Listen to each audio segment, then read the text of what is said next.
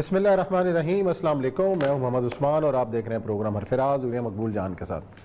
ناظرین، آج کل مسلم لیگ نون اور باقی اپوزیشن پارٹیاں اور حکومتی وزراء کے درمیان معیشت کی بہتری کے حوالے سے جو حکومت دعوے کر رہی ہے اس پر ایک لگ ایسے رہا ہے کہ مقابلہ جاری ہے۔ حکومت اس کو اپنی کامیابی قرار دے رہی ہے جبکہ اپوزیشن جماعتیں اس کو جھوٹ کا پلندہ قرار دے رہی ہیں۔ آج مسلم لیگ نون کے زیر اہتمام اسلام آباد میں ایک کانفرنس ہوئی جس کے اندر حکومت کی جانب سے جو دعوے کیے جا رہے ہیں معاشی بہتری کے، اس کو مسترد کر دیا گیا۔ اس کا جواب میں حکومتی وزراء نے بھی مسلم لیگ نون کے دعووں کی نفی کی۔ آج ہوا کیا، اس پر بھی کریں گے بات۔ پروگرام کے اندر ذکر کریں گے کہ آخر امریکہ کا افغانستان سے انخلا میں تاخیر کون چاہتا ہے اور اس میں کون کون سے ایسے عوامل ہیں کہ جو امریکی انخلا کے راستے میں رکاوٹ بن رہے ہیں۔ پروگرام کے آخر میں ایک اور انکشاف کہ کینیڈا کے اندر باقیات ملی ہیں اسکول کے بچوں کی، ایک قبر ملی ہے، 215 بچے۔ یہ کون لوگ تھے، کیوں مارے گئے، کس کی نسل کشی ہوئی اور پوری دنیا کیوں خاموش رہی، اس پر ہوگی بات۔ لیکن بڑھتے ہیں اپنے پہلے موضوع کی جانب۔ موضوع پر آج کیا ہوا، مسلم لیگ نون نے کون کون سے دعوے کیے کہ سارے جو الفاظ کا گھورک دندہ ہے جو حکومت دعوے کر رہی ہے اپنی کامیابی کو، وہ سن لیں پھر اس کا جواب بھی لیتے ہیں۔ یہ جو بجٹ پیش کیا جا رہا ہے، اس سے پہلے ہی اعداد و شمار جو بتائے ہیں اس کے اوپر ایک بڑا سوالیہ نشان لگ چکا ہے۔ اسٹیٹ بینک ان فگرز کی تائید نہیں کر رہا۔ ماضی میں اس حکومت نے جتنے بجٹ پیش کیے ہیں، منی بجٹس پیش کیے، 3 سالوں میں مہنگائی نے عام آدمی کی کمر توڑ دی ہے۔ پارلیمان میں تمام پارٹی کے ساتھ مل کر، اپوزیشن پارٹی کے ساتھ مل کر اپنا موقف پیش کریں گے۔ قرضہ عمران خان نے بڑھایا ہے، یہاں ملک جو ہے اس کی آمدن 25% کم ہو گئی اور قرضہ تھا وہ 14,000 ارب روپے بڑھ گیا۔ ملتان سکھر موٹر وے کی تمام پیمنٹ چائنا کی حکومت نے چائنا کے کانٹریکٹر کو براہ راست کی ہے، اس کا 1 روپیہ حکومت پاکستان کے خزانہ میں نہیں آیا۔ یہ تو تھی اپوزیشن کے بیانات جو حکومتی کارکردگی کے حوالے سے تھے۔ اب حکومت کے وزیر خزانہ شوکت طرین صاحب ان الزامات کے بارے میں کیا کہتے ہیں وہ بھی سن لیں۔ نون لیگ والے بھی اندر سے ان کو معلوم ہے کہ ڈار صاحب نے ان کی اکانومی کے ساتھ کیا حشر کیا، تو وہ جو چھوڑ کے گئے تو وہ پھر کس نے بھگتا؟ پی ٹی آئی کی حکومت نے بھگتا۔ لیکن عمران خان کو آپ کریڈٹ دیں، اس نے یہ ہٹس لی، پولیٹیکل جو جس کی آپ کہتے ہیں اس کی ہٹس لی اور چیزوں کو اسٹیبلائز کرنے کی کوشش کی۔ سونے پہ سہاگا کووڈ ہو گیا اور کووڈ کے باوجود آپ اگر دیکھیں کہ اس چیز کو سنبھالا گیا۔ آئی تھنک کووڈ کو جس طریقے سے اس حکومت نے سنبھالا ہے کسی اور حکومت نے نہیں سنبھالا، اس ایریا میں تو کبھی کسی نے نہیں سنبھالا۔ تو اس میں کنسالیڈیشن بھی ہوئی اور اب 4% کی گروتھ ریٹ بھی ہے، اور یہ گروتھ ریٹ آپ دیکھیں کہ پچھلے 5-6 مہینوں میں اس نے ایکسلریٹ کیا۔ اس کا مطلب یہ گروتھ ریٹ اوپر جا رہی ہے اور یہ گروتھ ہم دیکھ رہے ہیں اگلے سال 5%، اس سے اگلے سال 6% کی گروتھ ریٹ۔ جی، اور یہ صاحب ہمیشہ اپوزیشن یہ دعوے کرتی ہے کہ حکومت ناکام ہے، حکومت یہ کہتی ہے اپوزیشن جھوٹ بول رہی ہے، اور یہ کوئی نئی بات نہیں ہے، عرصے سے ہم یہی دیکھ رہے ہیں مختلف ادوار کے اندر۔ 2.5 سال ہو گئے عمران خان صاحب کو آتے ہوئے، 3 سال ہونے والا، 3 سال تقریباً ہو گئے۔ 3 سال میں عمران خان صاحب کو کبھی معیشت کے معاملے میں اتنا میڈیا فرینڈلی ماحول نہیں ملا۔ ہم بھی خلاف بولتے رہے ہیں، ہمیشہ بولتے رہے ہیں غلط ہو رہا ہے، یہ ہو رہا ہے، معاشی صورتحال میں obscurantism تھی، سب کچھ ہر چیز نظر آ رہا تھا۔ لیکن ہفتے 1.5 ہفتے کے اندر سب لوگوں کو سانپ تو نہیں سونپ جاتا نا کہ اچانک، کیونکہ سب کو نظر آ گیا کہ اچانک، اور ہمارے لیے بھی بڑی حیرانی کی بات، ہمارے لیے بڑی حیرانی کی بات ہے، اچانک فیکٹر ہے، نہیں اچانک فیکٹر نہیں ہوتا، ہوتا تو نہیں ہے، لیکن وہ ایک چیز بل رہی تھی نا، سلمان شاہ صاحب ساتھ ہیں، ایک تو حکومت کو یہ پتا چلا کہ یہ ہو گیا، وہ بھی پریشان ہو گئے، حیران ہو گئے کہ ہوا کیا ہے، اور میرا خیال ہے یہ تو سب سے زیادہ بہتر ایک جو ماہری بتا سکتے ہیں، اور ہمارے ساتھ جو ہے مشیر ہیں حکومت پنجاب کے سلمان شاہ صاحب، انہوں نے ہمیں جوائن کیا ہے، سابق وزیر خزانہ بھی رہے ہیں، پاکستان کی معیشت کو قریب سے جانتے ہیں۔ السلام علیکم شاہ صاحب۔ وعلیکم السلام۔ سلمان صاحب یہ بتائیے گا کہ آج جو دعوے چل رہے ہیں کہ جی بڑی گروتھ زبردست ہو گئی ہے، اپوزیشن اس کی نفی کرتی ہوئی نظر آتی ہے، ایک لفظ ہم نے استعمال کیا کہ اچانک کیا ایسا ہوا، کون کون سے فیکٹر ایسے تھے کہ فیل گڈ فیکٹر جو ہے وہ ہمیں دیکھنے کو مل رہا ہے؟ دیکھیں یہ اچانک تو ویسے نہیں ہوا، 5-6 مہینے سے یہ نظر آ رہی تھی چیز کہ آہستہ آہستہ گروتھ ہو رہی ہے. پہلے سب سے جو نمبر آئے تھے وہ ایکسپورٹ سیکٹر کے آئے تھے، کیونکہ صحیح. ایک دم آرڈرس آئے تھے ایکسپورٹ سیکٹر میں، اور پھر فیصل آباد سے اچھی خبریں آنی شروع ہوئی. اور آئی تھنک یہ جو ابھی آپ ڈاکٹر کریم صاحب کی بات بتا رہے تھے، کورونا کا جو انسرٹنٹی تھی اس کو بڑے اچھے طریقے سے ریزالو کیا گیا، اور اکانومی کا جو پہیہ ہے اس کو ٹوٹنے نہیں دیا گیا. ہمارے جو رورل ایریاز ہیں، دیہات، اس میں کورونا سے ہم بچے رہے، تو اس کی وجہ سے دیہاتی جو کام تھا وہ ڈسٹرب نہیں ہوا. شہروں میں اس کا امپیکٹ تھا جو سروسز سیکٹر میں زیادہ تھا، بازاروں کے اوپر اس کا امپیکٹ تھا، لیکن وہاں بھی یہ سلیکٹو لاک ڈاؤن کر کے مینج کیا گیا. فیکٹریاں جو ہیں ان کو بند نہیں ہونے دیا گیا، فیکٹریوں کو چلنے دیا گیا، اور اسٹیٹ بینک نے بھی اس کی خاصی امداد کی. 2-2.5 ٹریلین روپیز کا پیکج انڈسٹری کے لیے دیا گیا. احساس پروگرام میں جو بالکل پاورٹی لائن کے نیچے لوگ تھے ان کو سہارا دیا گیا. تو بہت سی چیزیں ہیں جو شاہ صاحب، یہ تو بہت امپورٹنٹ سی چیزیں ہیں، یہ نظر آ رہا ہے. میں نے ابھی کہا کہ پریس والے جو ہیں اچانک خود بخود گونگے سے ہو گئے ہیں، کیونکہ ظاہر بات ہے چیزیں اسے کہتے ہیں آفتاب آمد، دلیل آفتاب والی بات ہوتی ہے. سوال آپ چونکہ اس وقت مشیر بھی ہیں، اس وقت سب سے بڑی بات یہ ہے کہ اس وقت پاکستان کی اکانومی کو ایک کشن ملا ہے، اور نظر آ رہا ہے کہ کشن ہے. اس کشن کے اندر آپ کا بجٹ کی پلاننگ آپ کی شروع ہو گئی ہوئی ہے.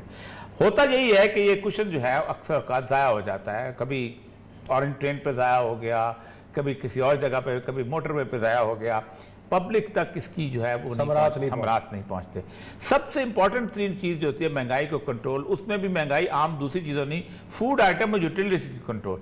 کیا کوئی پلان نظر آتا ہے آپ کو at least utility, how to control the utility? سب سے امپورٹنٹ تو چیز یہ ہے کہ آپ اس طرح کی کنزمپشن لیول کو لے کے چلے جائیں کہ آپ کو کیپیسٹی چارجز نہ پے کرنے پڑیں، اس طرح اس کو لے کے، یا پھر آپ جو ہے فوڈ میں سبسڈی، کیا کوئی پلان نظر آتا ہے آپ کو کہ یہ بینیفٹ آگے لوگوں کو ملے؟ جی بالکل، آئی تھنک بہت ایک کمپریہنسو پلان ہے.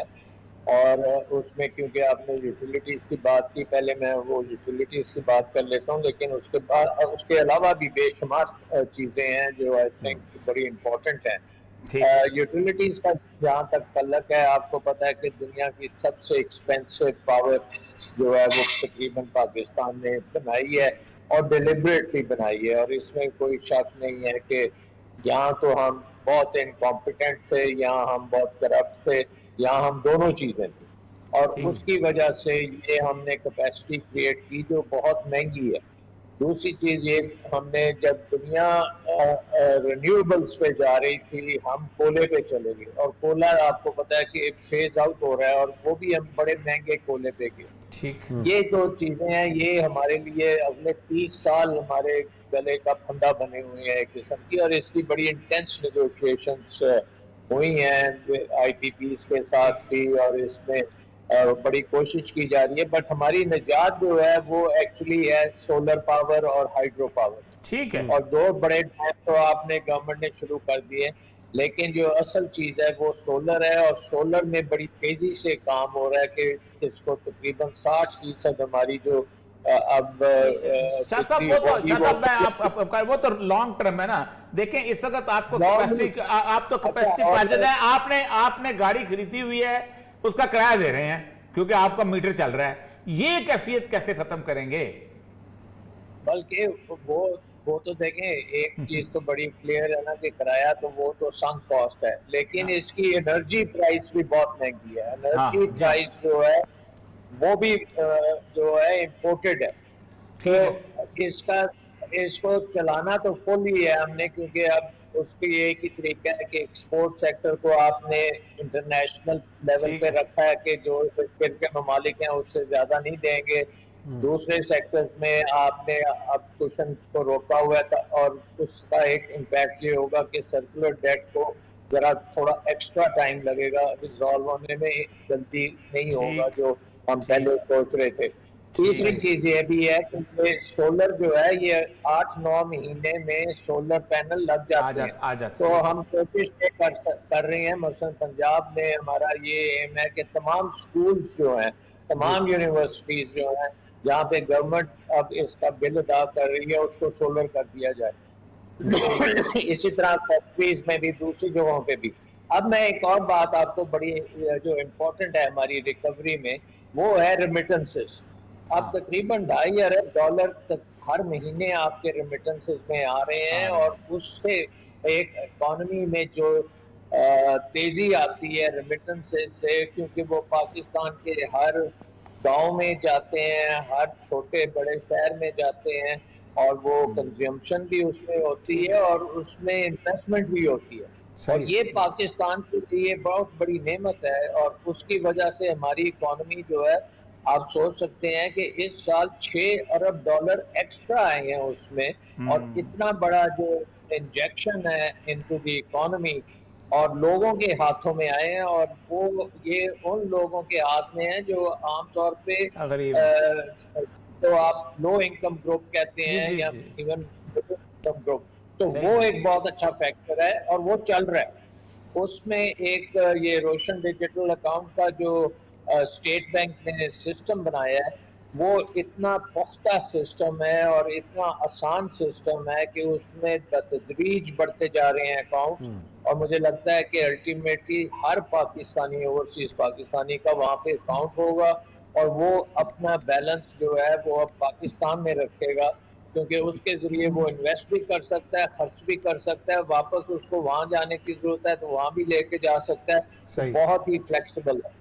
तो इसी तरह अगर आप देखें कि शहरों की जो इस वक्त प्लान्स बन रहे हैं, क्योंकि हमारे बहुत से लोग जो हैं वो देहाती इकोनॉमी से निकल के अर्बन इकोनॉमी में आ रहे हैं, शहरों में आ रहे हैं, और शहरों में आप अगर अपना इंफ्रास्ट्रक्चर उनके लिए बनाना बहुत ज़रूरी है, और उस पर बहुत ज़बरदस्त काम हो रहा है। इसके साथ साथ आपके जो 12 सेक्टर्स हैं जिसके ऊपर हमारा इकोनॉमिक प्लान जो है उसको पब्लिक प्राइवेट पार्टनरशिप्स और गवर्नमेंट के जो PSPP प्रोग्राम्स हैं उसके जरिए 12 सब सेक्टर्स में, डॉक्टर साहब ये तो है ये जो फिक्स इनकम ग्रुप सर, ये तो आपका डेवलपमेंटल सेक्टर्स के बाद में आप बात करें, मैं सिर्फ कह रहा हूँ जो फौरी तौर पे गवर्नमेंट के लिए सबसे बड़ा मसला है कि फिक्स इनकम ग्रुप जो महंगाई को फेस करता है, मैं उसकी बात नहीं कर रहा, रेडी वाला नहीं, दूसरा नहीं, फिक्स इनकम ग्रुप जो तनख्वाहदार है, गवर्नमेंट का मुलाजिम है, प्राइवेट सेक्टर का मुलाजिम है, ये फिक्स इनकम ग्रुप जो है छोटी तनख्वाह वाला, इसको क्या कर रहे हैं? कोई सब्सिडी उसके लिए बिजली तो रोज बरोज महंगी हो रही है, उसके लिए तो जरूरिया महंगी हो रही है, उसका इम्पैक्ट बजट में, इस दफा बजट में तमाम जो सरकारी मुलाजमीन हैं इनकी जो ये कैच अप करेंगे, जो पहले नहीं इनका साथ हो सका था, उसको ये डेफिनेटली बढ़ाया जाएगा। मिनिमम वेज जो है उसको भी ऊपर किया जाएगा, ताकि मिनिमम वेज जो एक किस्म की स्टैग्नेंट है वो बढ़े, और उससे ना सिर्फ सरकारी कहाँ तक जाएगी मिनिमम वेज, कहाँ तक जाएगी शाह साहब?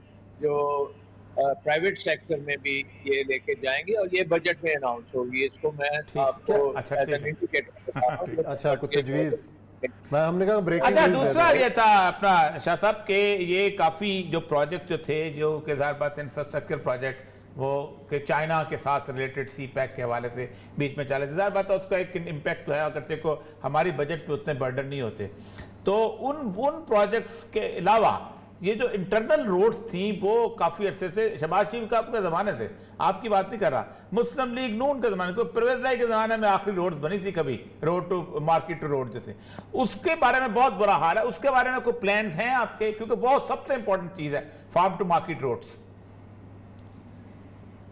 जी, हमारे पंजाब में हमने हर डिवीजन की स्ट्रेटजी बनाई है, और आपको पता है कि 9 डिवीजन हैं, जिसमें सबसे उसमें कोई 10 डिफरेंट आइटम्स हैं हर डिवीजन में, जिसके ऊपर हमने काम करना है। और सबसे पहला काम जो है वो कनेक्टिविटी है, कि हर जो डिवीजन का डिस्ट्रिक्ट हेडक्वार्टर है उसके आपस में कनेक्शन रूल हाईवे पे होना चाहिए, हर गांव को उन हाईवे के साथ कनेक्ट होना चाहिए, اور یہ مارکیٹس کے ساتھ اس کو کنیکٹ کیا جائے گا. سو جی. بیسکلی رورل اکانومی کی جتنی ویلیو چینز ہیں, اگر آپ لیں کہ سٹرس ہے, آٹا ہے, آپ کی چینی ہے, آپ کا پھل ہے, ویجیٹیبلز ہیں, پیرشبلز ہیں, یہ جلدی سے جلدی مارکیٹس تک پہنچے اور راستے سے خراب نہیں ہونا چاہیے. اور اس کا پورا اسٹوریج کا سلسلہ اور وہ جو سپلائی چین ہے اس کو پختہ کرنا اور پرائیویٹ سیکٹر کو اس میں لے کے آنا تاکہ زیادہ سے زیادہ اس میں انویسٹمنٹ آ سکے. تو اسی طرح آئی ٹی کا بہت بڑا سیکٹر ہے جس میں بہت فوکس ہے کہ آئی ٹی کیونکہ ایک ایسی چیز ہے جس میں ہمارے نوجوان بڑے جلدی اس میں ٹرین بھی ہو جاتے ہیں اور بڑے ان میں شعور بھی ہے آئی ٹی کا. تو آئی ٹی کے جو ہم پارکس بنانے جا رہے ہیں, ہر جگہ پہ آئی ٹی کے پارکس ہوں. اور ہماری آبادی جو ہے اس وقت دنیا کی 5ویں سب سے بڑی آبادی ہے, اور یہ صاحب آپ کو پتہ ہے, اور یہ بہت ینگ ہے. اس وقت ہم اگر دیکھیں تو تقریباً ہماری 60 سال سے کم جو 25 سال سے کم جو عمر ہے وہ 60% ہے. تو یہ آپ سوچ سکتے ہیں بہت بڑی ریسورس ہے. اور اسی لیے آپ دیکھ رہے ہیں کہ بہت سے پروگرامز جو ہیں یہ یوتھ کی طرف کیے جا رہے ہیں, اور یوتھ کی انٹرپرینیورشپ کی طرف, یوتھ کی ٹریننگ, یوتھ کی ایجوکیشن. تو ہر ڈویژن میں ہم دیکھ رہے ہیں ٹوٹل آبادی کتنی ہے, کتنی یونیورسٹیز ہیں, قسم کی یونیورسٹیز چاہیے. جی بہت شکریہ شاہ صاحب, بہت شکریہ. ٹائم ہمارا اس سیگمنٹ کا ختم ہو گیا. بڑی تفصیل سے آپ نے بتایا کہ حکومت کیا کرنے جا رہی ہے اور اس بجٹ میں کیا خوشخبریاں جو ہیں عوام کے لیے ہیں. بجٹ کا انتظار رہے گا کہ کیا ریلیف ملتا ہے عوام کو. یہاں بریک لیتے ہیں, بریک کے بعد آئیں گے اور ذکر کریں گے افغانستان.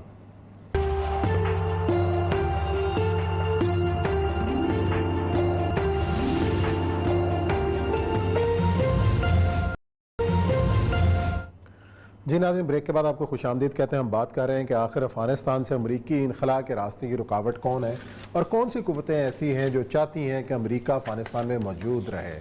اور یہ صاحب پہلے بھی کئی بار ہم اس کا ذکر کر چکے ہیں. آخر یہ ڈیلے جو ہے وہ کیوں ہو رہا ہے کہ ایک جب معاہدہ طے پا جاتا ہے, چیزیں طے ہو جاتی ہیں, آخر امریکہ میں حکومت بدلتی ہے تو ایسے لگتا ہے کہ سارا جو ہے نا وہ یو ٹرن لے لیا گیا ہے. لیکن اب جو بائیڈن صاحب کے بھی بیان ہیں وہ تو نکلنا چاہتے ہیں. ان کے پاؤں کون پکڑ کے گھسیٹنا چاہتا ہے کہ افغانستان چیرو اتھو نہ جاؤ سن چھڑ کے.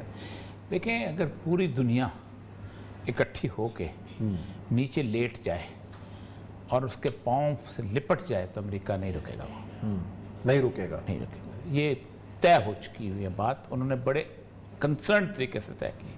اور یہ آج سے 2-2.5 سال پہلے جب انہوں نے مذاکرات شروع کیے تھے, سوان صاحب مجھے پتا ہوتا ہے کہ میرے گھر میں میری اولاد, میرے بچے, میرا نوکر, میرے لوگ کس کوالٹی کے ہیں اور میں نے کس سے کیا کام لینا. صحیح. اسی طرح جس نے دکانداری بنائی ہوتی ہے اس کو پتا ہوتا ہے کہ کس کی اوقات کتنی. امریکنز جس وقت افغانستان میں 2001 میں آئے تھے تو امریکنز نے 2002 کے اینڈ تک یہ اندازہ لگا لیا تھا کہ کون ہمارے ساتھ وفاداری کر سکتا ہے اور کتنی وفاداری کر سکتا ہے اور اس کی اوقات کتنی ہے. صحیح. حامد کرزئی نے ایک دفعہ کھڑے ہو کے کہا کہ ہم افغانستان اور یہ اور وہ اس طرح کی بات ہے. تو اس وقت جارج ڈبلیو بش ہوتا تھا, اس نے کوئی بات کی, بیان دیا کسی ڈرون حملے کے وطن. تو اس نے کہا آج اگر ہم ریڈ زون سے امریکن فورسز وڈرا کر لیں تو تمہاری بوٹیاں تک نہ ملیں یہاں. تم پتہ نہیں کیا سمجھتے ہو اور کیا چیز. اسی طرح ان کو یہ بھی پتا تھا کہ یہ جو لوگ ہیں جن کے لیے ہم نے اتنا بڑا شاندار قسم کا سیکورٹی سسٹم بنا کے رکھا ہوا ہے, جن کے ساتھ ہم نے پورے کا پورا انٹرنیشنل ڈیفنس سسٹم ان کو دیا ہوا ہے, انٹیلیجنس سورس ساتھ ہے, ہماری ایئر پاورز ہے, ان کی کل مبلغ اوقات یہ ہے کہ ان کو ہم جہاز میں بٹھا کے تاجکستان کے راستے, کولاب کے راستے افغانستان میں لے کے آئے تھے. صحیح. اسی لیے جس وقت انہوں نے نیگوسیشن کرنے کا وقت آیا نکلنے کی تو انہوں نے بڑی کوشش کی اشرف غنی صاحب نے کہ خدا کے لیے ہمیں بھی ساتھ بٹھا لو, ہماری بھی اس ملک میں عزت ہے, کوئی ہماری بھی افغانستان میں کوئی ہم بھی عزت دار لوگ ہیں, ہم بھی فلاں ٹرائب سے تعلق رکھتے ہیں, ہمیں بھی 4 لوگ سننے والے ہیں. لیکن انہوں نے اس کا وہی سلوک کیا کہ جو کوئی بھی بکے ہوئے شخص کے ساتھ کوئی اور کر سکتا ہے. صحیح. طالبان کے ساتھ براہ راست نیگوسیشن کی اور آپ سوچیں کہ جو اکتوبر کے اندر سب سے پہلا ڈرافٹ طے ہوا ہے اس کے اندر یہ تھا کہ امارات اسلامی Afghanistan and the United States of America agrees to have a roadmap for establishment of a government for implementation of the Sharia law. صحیح. یہ پہلا اس کا تھا, کوئی اور راستہ ٹیریٹوریل بھی نہیں. بڑی کوشش کی انہوں نے کہا اچھا چلے آپ کوشش کر کے دیکھ لیں تو سارے اس کے بعد ہم کر لیں گے سارا. لیکن طالبان کا بنیادی مقصد یہ تھا کہ آپ چلے جاؤ, ان کو ہم جانتے ہیں, یہ بازو میرے آزمائے ہوئے ہیں.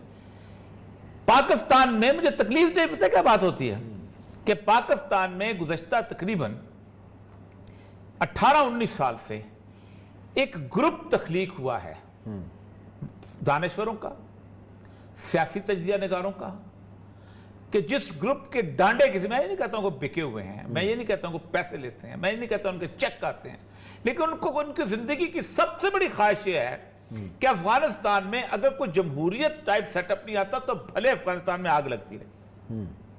اگر میری مرضی کے افغانستان میں حکومت نہیں آتی تو جہنم میں جائے افغانستان.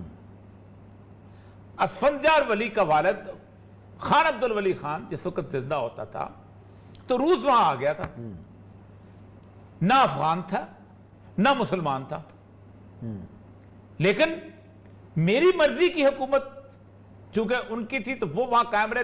وہاں پر افغان کھڑے ہوئے اگر تو سارے افغانوں کے خلاف کھڑے ہوئے یہ لوگ.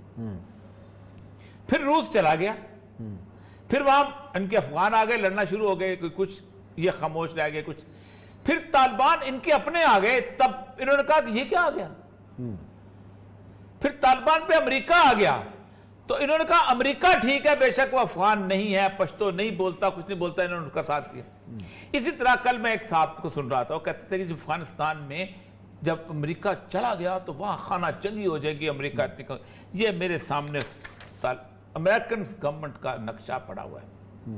72% جگہوں پہ افغانوں کا طالبان کا کنٹرول ہے اور وہ اپنے مکمل کنٹرول کے ساتھ ہیں, اور وہ سمجھتے ہیں امریکنز کہ اگر ہم نے انٹیلیجنس ایجنسیز کا وہ وہاں سے نکال لیا سورس ہے تو آپ سوچ سکتے کہ 4 دن کے اندر افغان گورنمنٹ کلیپس ہو کے رہ جائے گی, قبضہ کر لیں گے, کلیپس. نجیب اللہ کی گورنمنٹ تو بات کی بات ہے, یہ کلیپس ہو جائے گی. حکمت یار کے پاس اور اس کے بعد احمد شاہ مسعود کے پاس بہت بڑا پوری فورس تھی, نہیں بہت بڑا اسلحے کا ذخیرہ تھا جو امریکہ نے پہنچایا ہوا تھا, سٹنگر میزائل تک کے, جس کو طالبان ٹک اوور اور سٹارم کر کے طوفان کی طرح انہوں نے کابل فتح کیا تھا. ایک قطرہ خون بہائے بغیر 90% افغانستان نے فتح کیا تھا, کیونکہ لوگ تنگ آئے ہوئے تھے. لوگ کیا آپ سمجھتے ہیں افغانستان سے تنگ نہیں آئے ہوئے کرزئی کی گورنمنٹ سے؟ جس دن طالبان نے آج سے 1 سال پہلے جب وہ عید کے دن نکلے ہیں, لوگوں نے سیلفیاں بنائی ہیں. اگر وہ اتنے برے ہوتے, لیکن پاکستان کا تجزیہ نگار یہ سمجھتا ہے کہ نہیں. پھر دوسرا, پاکستان کے اندر بھی ایک خوف ہے, اور وہ خوف یہ ہے کہ اگر وہاں طالبان کی ایک اسلامائز حکومت بن گئی تو لوگ کہیں گے یار وہ حکومت تو اس طرح کی ہوتی ہے, اس طرح کی حکومت ہمارے ہاں کیوں نہیں ہوتی. اور یہ خوف اس وقت میں نے اپنی آنکھوں سے دیکھا ہے کہ لوگ اپنا انصاف کے کاغذات لے کے وہاں جانا شروع ہو جائے گا. نوشیروان بڑا حال ہو گیا تھا, ایران میں نوشیروان نے جب حکومت بنائی انصاف کی تو پورا ایران اس کے گرد اکٹھا ہونا شروع ہو گیا. اب دوسرا ہے تاجکستان, تیسرا ہے انڈیا, چوتھا ہے ایک اور ملک میں نام نہیں لینا چاہتا. یہ سارے چاہتے ہیں کہ افغانستان میں امریکہ جائے, ہماری مرضی کی قومت نہیں آتی تو ان کی خواہش ہے کہ افغانستان میں قتل و غارت ہوتی رہے. یہ تو افغان قیادت کو اور پھر طالبان, لیکن ان کے بس میں نہیں ہے عثمان صاحب. میں آج پریڈکشن کر رہا ہوں کہ افغانستان سے امریکہ نکلا تو جہاں سے جہازوں پہ بیٹھ کے بھاگنے والوں کی تعداد اتنی زیادہ ہوگی, پاکستان بھاگنے والوں کی نہیں, جرمنی بھاگنے والوں کی, امریکہ بھاگنے والوں کی, انگلینڈ بھاگنے والوں کی, اتنی, یہ سارے لوگ جو ہیں یہ بھاگ جائیں گے. چلیں جی دیکھتے ہیں کیا ہوتا ہے افغانستان میں. اللہ کرے کہ امن ہو اور ایک اچھی حکومت وہاں پہ قائم ہو. یہاں لیتے ہیں بریک کے بعد آئیں گے اور ایک اور اہم انکشاف جو کینیڈا میں ہوا, آخری نسل کشی کس نے کی, کون ذمہ دار ہے, اس پہ کریں گے بات بریک کے بعد. جی ناظرین, بریک کے بعد آپ کو خوش آمدید کہتے ہیں. ہم بات کر رہے ہیں کینیڈا کی, جہاں 215 بچوں کی اجتماعی قبر دریافت ہوئی ہے. یہ کون بچے تھے, کس جرم میں قتل کیے گئے, اور یہ نسل کشی کا ذمہ دار کون ہے. اور یہ سب یہ خبر آتی ہے کسی اور مسلمان ملک میں ایسا ہوتا, کہیں ہوتا تو شور مچ چکا ہونا تھا. کینیڈا سے یہ خبر آتی ہے کہ جی 215 بچے جو ہیں ان کی باقیات ملی ہیں, یہ کون لوگ تھے, کیا ہسٹری کیا ہے؟ یہ برٹش کولمبیا جو ہے نا, یہ ایک علاقہ ہے, یہ ایک علاقہ مطلب ظاہر بات ہے, آپ پورے کے پورے اگر امریکہ کے نقشے کو دیکھیں تو امریکہ پہ جب یورپ کی قومیں جہاں ہیں وہ ٹوٹ پڑی ہیں, تو یہ برٹش کولمبیا کا جو علاقہ جو ہے, اس علاقے کے اندر زیادہ تر برطانیہ کے لوگ گئے تھے.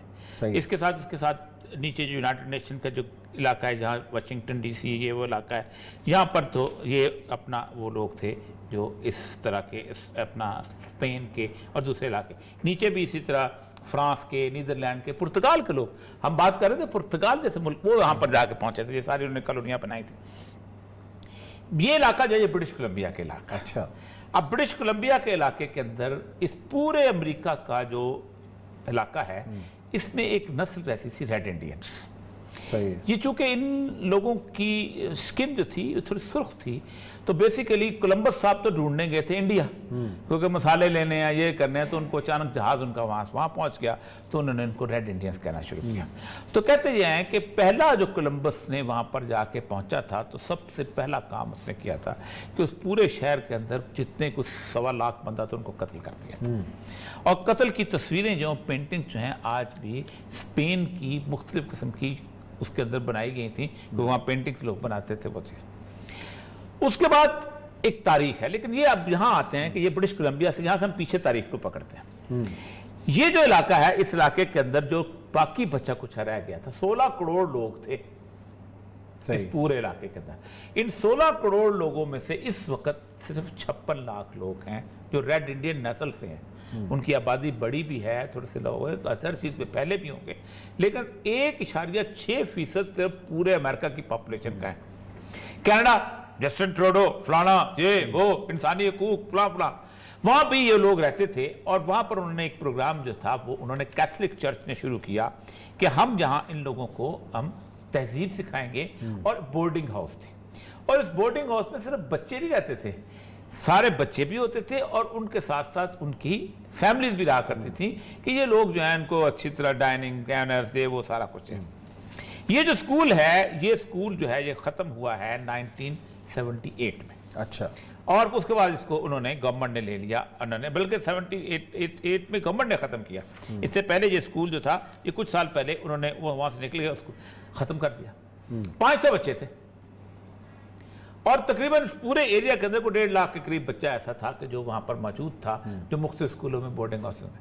یہ 500 بچوں میں سے پورے معاشرے میں کوئی ریڈ انڈین نظر نہیں آتا, لیکن 215 بچوں کی قبر ملی ہے اجتماعی, اور جن میں سے ایسے ایسے مناظر ہیں کہ ہاتھ میں فیڈر پکڑا ہوا ہے. یعنی ظاہر بات ہے اتنے چھوٹے چھوٹے بچے جو تھے وہ ان کی قبر ملی ہے. آپ اس پہ جناب وہ کہہ رہے ہیں کہ یہ تو ہمارا جو ہے مسئلہ جو ہے یہ بڑا ہم شرمندہ ہیں, یہ ہماری نسل ہے.